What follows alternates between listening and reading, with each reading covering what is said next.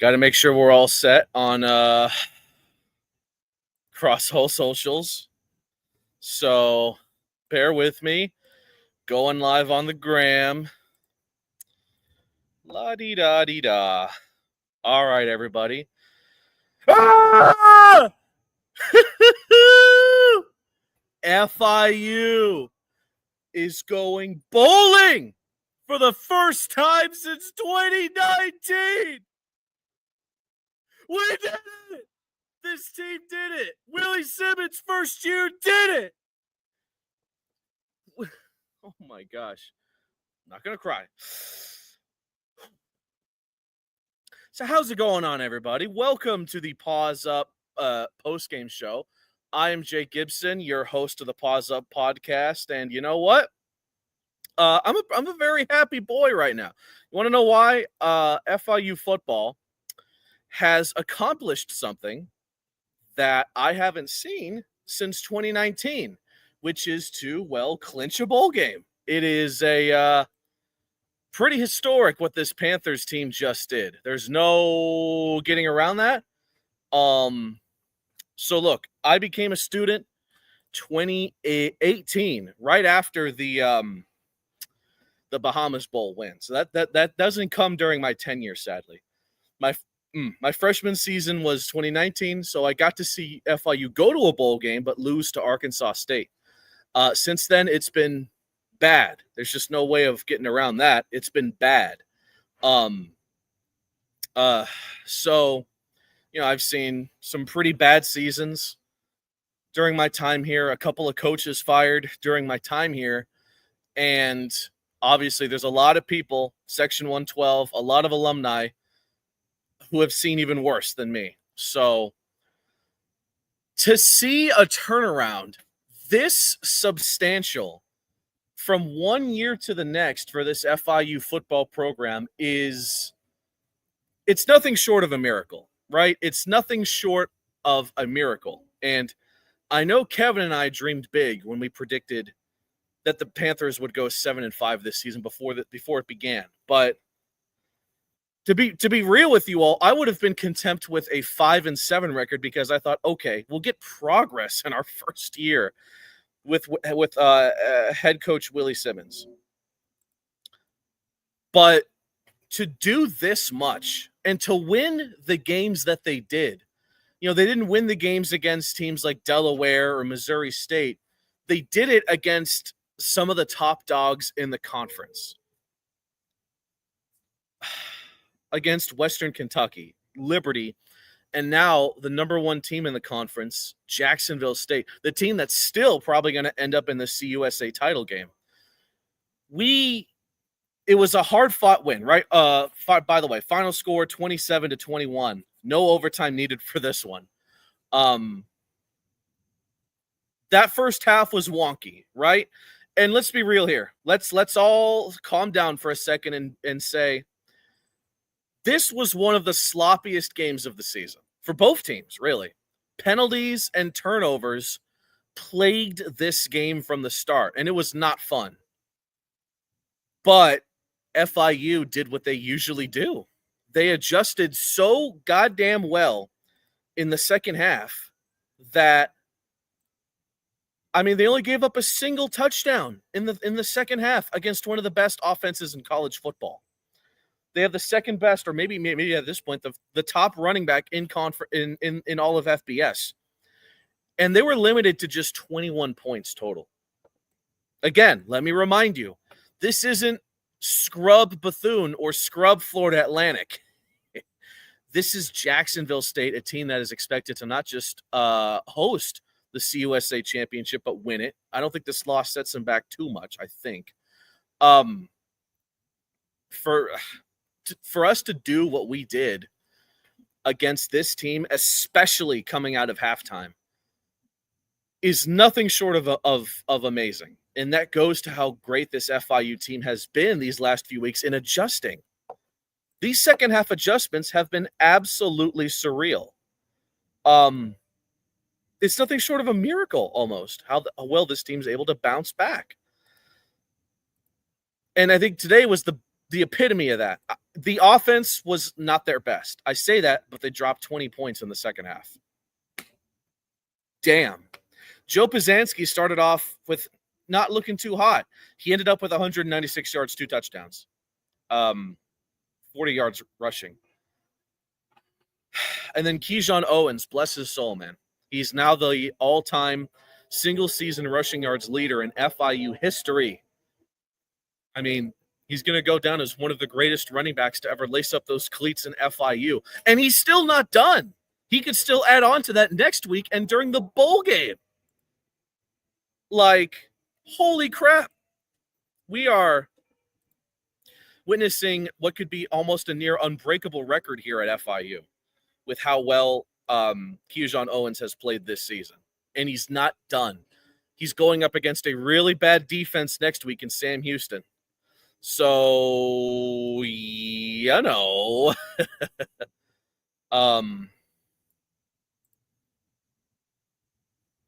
like,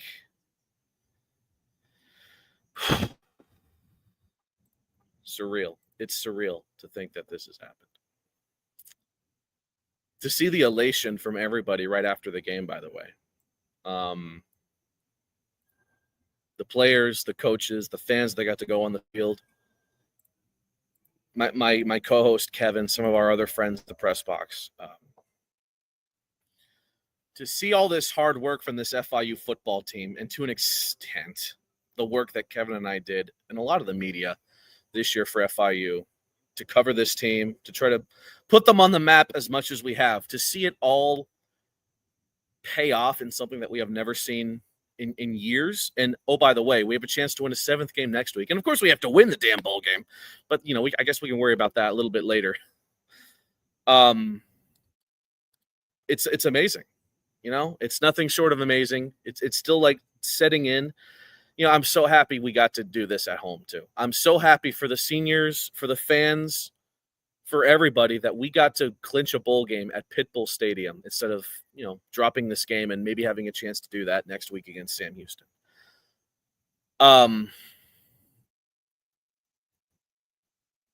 It's nothing short of surreal. So let's get back into this, talk a bit about how they did it. Defensively, okay, I'll be real with you here. Caden Creel and Cam Cook had good games, stat-wise. Cam Cook, 146 yards.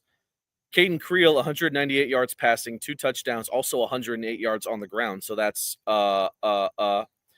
is that 206 all-purpose yards for Caden Creel, I think. But there were so many drives in the second half where they just stalled near midfield or fumbled the ball. Jack State fumbled the ball twice and then lost both those possessions.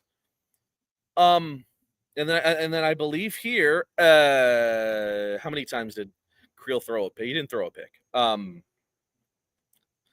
Pizanski threw a couple picks. They were both in the first half. I already talked about them. Both of them were a little wishy-washy as far as who's to blame, but they were both great plays made by Jack State's defense, okay? But this defense, they bent but didn't break maybe harder than any other game this season, and that includes that game against Western Kentucky. And then on offense, obviously they did more than enough. You know what really pissed me off? It was the holding penalty on 4th and 2 on that drive, second to last drive. Obviously the last one was the kneel down. That holding penalty, which took away a first down, and that might have been the game clincher if FIU converts that. It pissed me off because we saw it in the press box. There was not a holding penalty. I'm allowed to say this because I'm not Willie Simmons, and I don't technically work for FIU Athletics, FIU football. These officials tonight, holy crap. That second half, what the hell? That second half turned into a flag fest. And the way the referees gave Jack State's defense so much time to substitute players, which led to, I think, a couple of delay of game penalties for FIU was so unbelievably infuriating. And I know maybe I need to look into a rule book, figure this out. But oh my Lord, the officiating today was nuts. And I know, well, I'd say for both sides, but I can't think of too many controversial calls that went in FIU's favor tonight. I think so. Don't quote me on that. But FIU overcame that on both sides of the ball. Jack State had an opportunity to win. They can't say they didn't. To not only score a touchdown on their final drive, but kick the extra point to take the lead, and they were stopped on fourth down. As a matter of fact, they were stopped on fourth down 4 times this game, including that goal line stand in the first half, which unfortunately Kaczynski threw a touchdown right after, and it obviously didn't really matter now, did it? But it was still great to see how this defense never quit against one of the best offenses that college football, let alone Conference USA, has to offer. Trying to look at my notes here. And when I say notes, I mean the report from that Darren gave us.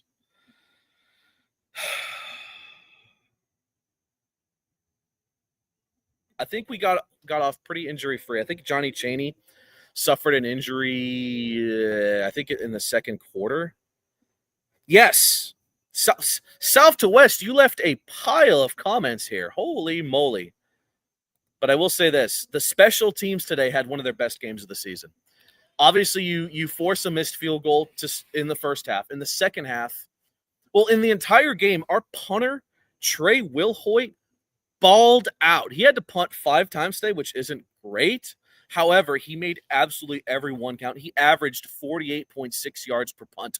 He had a long of 52. This guy was surreal as far as punting the ball today. A lot of those Jack State drives were pinned in their side of the field, and it led to quite a few punts on there, and they had to punt 5 times as well.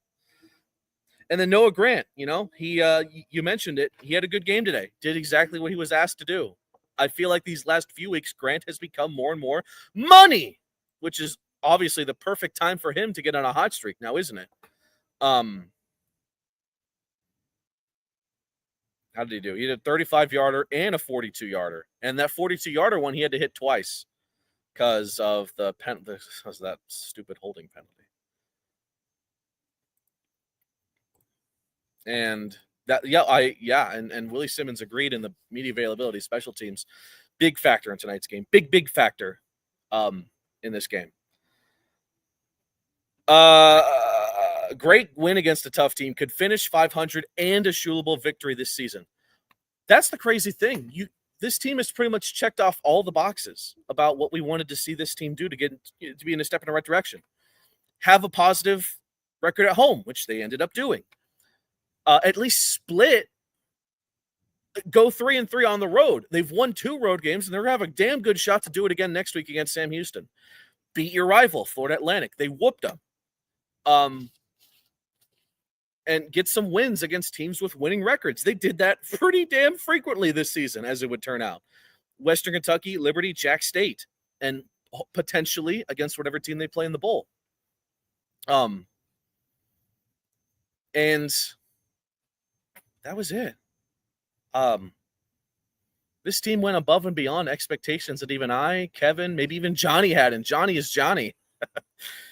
Oh, the fried ass-kicking chicken. Jack State, congrats on the win. Thank you, guys. I mean, y'all, listen, no animosity here against Jacksonville State. They traveled well for this game. They did. They had quite a few fans make it here, and I would like to make it up there one day. I know Kevin had a chance to go to Amfer Stadium last season. He talks about how amazing an experience that was, and I don't blame him. It looked really good. This is a good one. My only critique is I wish the stadium was completely sold out. I mean, without a doubt. There's a lot going on today. You had I'm not even going to get into that. But this is how you achieve that. If you win, they will come. That's the situation with South Florida sports. FIU is now they're clearly building a winning culture with Willie Simmons. And, if they can continue to win in whatever bowl game they're going to go to, then by their opening game next season, I think they're non-con next year. They go to FAU, they go to USF. They host Buffalo, and then they take on an FCS team. Whichever one is first. The season opener next year at Pippel Stadium, I think you'll definitely see an attendance increase. And this team goddamn deserves it. With the quality wins they've put out on the field, at home and on the road, and what's to come against Sam Houston and the bowl game they get to go to. They deserve it. They absolutely deserve it. And I think that'll happen. A lot of people are buying in on head coach Willie Simmons. If you already weren't, you certainly are now. And there's a lot of things FIU did today that they can clean up on. Don't look too far ahead. I know you're going bowling, but don't look ahead of this game against Sam Houston. They caught Delaware lacking and knocked off them last week. I think they lost today to Middle Tennessee, and it was close at halftime. Middle Tennessee ended up pulling away, I think. So don't look ahead of Sam Houston. Get the job done there. Then you'll be at 7-5 and probably get to go to a nicer bowl. I mean, there's a lot of bowls that FIU could, in theory, go to. I can't wait to see the projections maybe tomorrow. You have, the Boca Raton Bowl, which I think would be great for a lot of FIU fans because it would be the easiest to get to. Who still live in South Florida, just, drive up to Boca. The Cure Bowl in Orlando and Gasparilla Bowl in Tampa, same thing. And then you have other bowls like the 68 Ventures Bowl in Mobile, Alabama, the New Orleans Bowl in New Orleans, and then the Myrtle Beach Bowl. I think those are all within the realm. I know this team would prefer to stay in in the state. It gives them the best chance of, packing that joint out with the blue and gold. And that's not going to be the Bahamas Bowl, and I pray to God it's not going to be the Hawaii Bowl because woof, or any West Coast Bowl for that matter. Now it's fun. Here's something crazy. I sometimes believe in luck / juju. Some of you who watched the Paws Up preview this week, we had to cut out a few things to get it under an hour. One of the things I cut out was like a 2 to 3 minute discussion between me and Kevin talking about what games FIU could potentially go to and what games we would like for them to go to. I cut that out for a few reasons. Number one, because we had to preserve time. And number two, karma. I really felt like it wasn't the right move to talk that much about the bowl games we'd like to go to before we actually got our 6th win. But now we have. And now we can talk as much about which bowl games we would love to go to, which is awesome. I can't wait to discuss that with Kevin Barral on our Paws Up preview next week. Obviously, it'll drop on Thursday. We'll get someone from March to the Pod, probably Ben Sorrells. And then the Paws Up watch party, which is absolutely coming back next Saturday, 1:00. So a little early, but it'll be great. It'll be a bit of celebration along with obviously a watch party for FIU, which is going to be awesome. It's going to be fantastic. So that's that. Not sure if there's really much more to say. It's 9:00. Usually we get back home around midnight to 1 a.m. That's not going to be the case today. So I'll just leave you with this. Thank you all. Thank you all so much for the in-person, for the love that you all have shown myself, Kevin Barral, and the Paws Up podcast in general, Sports with Seb, Ricardo, all those guys, about the support you've shown us every game at Pippel Stadium. I've had so many people, maybe one or two people per game, walk up to me or walk up to Kevin and say, "Hey, we're big fans of the show. We watch the preview show on the drive here, or we'll watch the postgame show on the drive back. We love what you do. We love how you try to grow the brand." Darren said that actually after the media availability, which I thought was sweet. We love the work you do, man. Just keep it up. And that really means a lot to us. It means a lot to Kevin. It means a lot to me. And I'm happy we get to deliver this as much as we can, with Kevin being a student, me being an alum that lives not too far away. It's awesome to see the growth, not just us even, just the growth of FIU in general, FIU athletics in general, with other outlets like, the FIU football updates page, which you all should definitely follow. They're friendly to us and we're friendly to them. So thank you to all who have shown us support. Thank you to all the guests we've had on the show, by the way, for these home games. I want to get them all here. Off Script Sports for Bethune-Cookman. Brandon Pockris for Florida Atlantic. Feathers and Field Goals for Delaware. Oh, dear. Owl Chat Podcast for Vice Night. Fan the Flames Football Podcast for Liberty. And now 700 Pelham Road Podcast for this game. Thank you all so much for hopping on those previews, giving us some insight on the teams. And again, we're very thankful for you all and how much you enjoy our work. We wouldn't do it if we wouldn't be getting any coverage. And we've grown a lot these last few years, and we're going to continue to grow.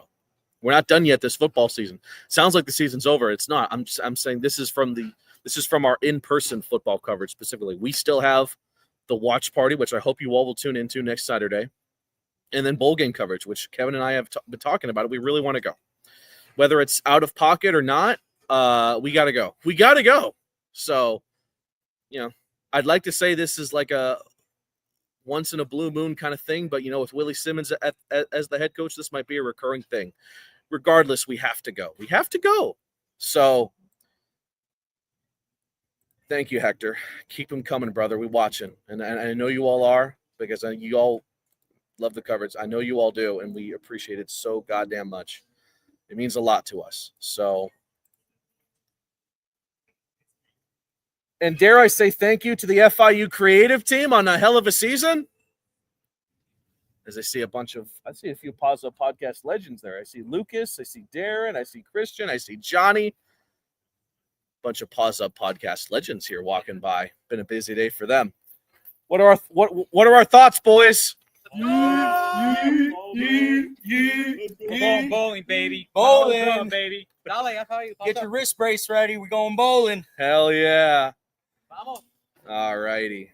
See, all of FIU, all of Panther Nation's fired up right now, and for damn good reason. All right, that's the perfect way to end this post-game show. Final score, FIU 27, Jack State 21. Again, thank you all so much for the coverage. Thank you all so much for watching.